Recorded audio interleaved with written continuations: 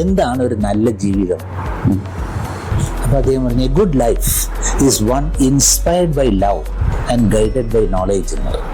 കുട്ടികളോട് കഥ പറയുമ്പോൾ വളരെ സൂക്ഷിക്കണം. അപ്പോൾ തെറ്റ് പറ്റാതെ ആക്യുറസി, പ്രിസിഷൻ, എറർ ഫ്രീഡം, ഇത് മൂന്നും ശാസ്ത്രത്തിന്റെ മുഖ്യമായിട്ടുള്ള ആ 3 രാശികളെ കയ്യിൽ പിടിച്ചിട്ട് തന്നെ വേണം ഈ കഥ പറയാൻ.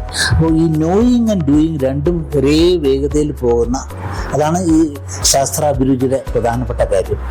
പക്ഷെ നമ്മൾ കണ്ടുവരുന്നത് knowing without doing, doing without knowing.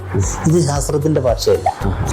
Science is the only domain which gives you the freedom to say that I am wrong and I am correcting now.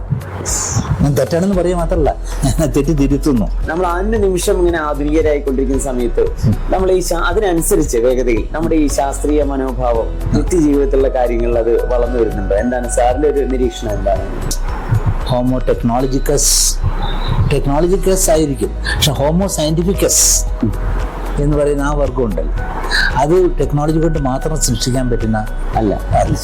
നമ്മുടെയൊക്കെ പാരമ്പര്യം അശാസ്ത്രീയമായ ഒരുപാട് വസ്തുതകളുടെ കൂമ്പാരം നമ്മുടെ തലയിൽ അടിഞ്ഞു കിടക്കുന്നു. അപ്പൊ അതിന് സ്വാതന്ത്ര്യം നേടുക എന്നുള്ളത് ഒരു കോൺഷ്യസ്, ബോധപൂർവം ചെയ്യേണ്ട ഒരു പ്രവൃത്തിയാണ്.